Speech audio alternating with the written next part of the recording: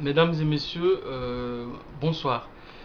C'est une coutume pour le groupe Jeunesse africaine de prendre la parole de temps en temps pour sensibiliser, édifier la jeunesse africaine sur toutes les questions politiques qui concernent notre continent.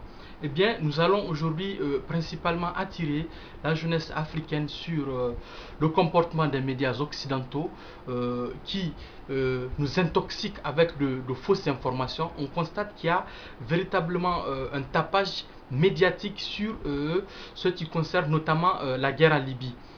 On nous donne de fausses images, de fausses informations. Eh bien, nous attirons l'attention des uns et des autres sur la véracité des informations. Il faudrait que chacun se mette à une vérification de l'information avant de la prendre pour vrai. Nous détenons par exemple des informations qui contredisent totalement les informations que les médias occidentaux nous donnent. Sur la guerre en Libye, on nous parle de la chute de Sirte, la chute de Bani Walid, la chute de Misrata, Sapa et tout ça. Tout ceci n'est que fausse information.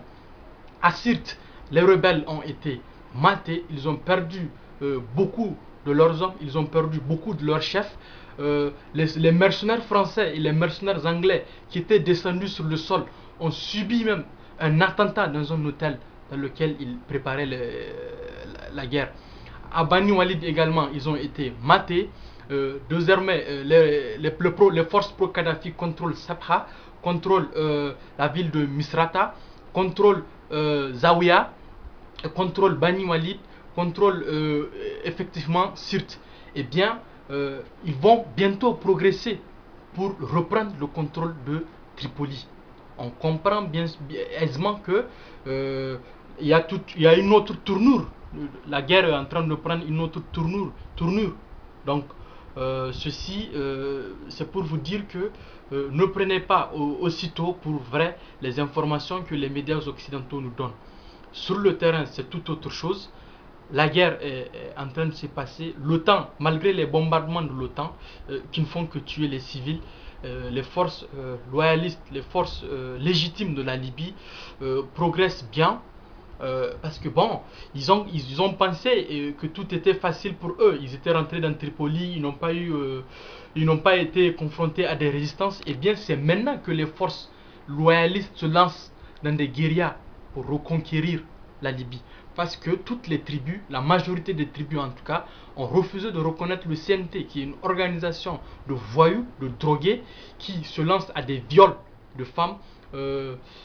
Ils détruisent les lieux sacrés des Libyens, et cela est d'autant plus grave que les Libyens ont pris conscience que en réalité le CNT n'est qu'une bande de rats, comme l'habitude de le dire le guide libyen. Et bien maintenant le peuple libyen commence par réclamer son guide. Ils nous ont dit également que Ibrahim Moussa, le porte-parole du guide libyen, a été arrêté. Ceci est une fausse information, comme l'a été aussi l'information de l'arrestation de Saif al-Islam. Ceci n'est que mensonge. Le guide combat bel et bien sur le terrain avec ses enfants. Nous saluons effectivement le courage de son fils Saif al-Islam. Nous saluons également le courage et la détermination de son porte-parole Ibrahim Moussa. Nous saluons également le courage, la détermination de son fils Kamis, qui défend vaillamment la ville de Sirte. Et nous soutenons le guide, nous sommes avec le guide et nous prierons pour le guide, et nous sommes sûrs que la victoire est certaine. La victoire est certaine parce que ces gens ne sont que des bandits qui sont là avec la complicité des puissances impérialistes qui d'ailleurs ont pour seul objectif d'avoir une mainmise sur les richesses de la Libye. L'avenir de la Libye, l'avenir du peuple libyen ne les intéresse en aucun sommet, ça ne les intéresse pas. Leur seul objectif, c'est d'avoir une mainmise sur les richesses de la Libye, et de là installer des bases militaires, contrôler maintenant toute la région du Sahara. Eh bien, la jeunesse africaine doit se réveiller, organiser des manifestations de soutien, organiser des manifestations contre les bombardements de l'OTAN, organiser des manifestations contre tous les chefs d'État africains qui ont reconnu cette organisation de bandits, de rebelles et tout ça.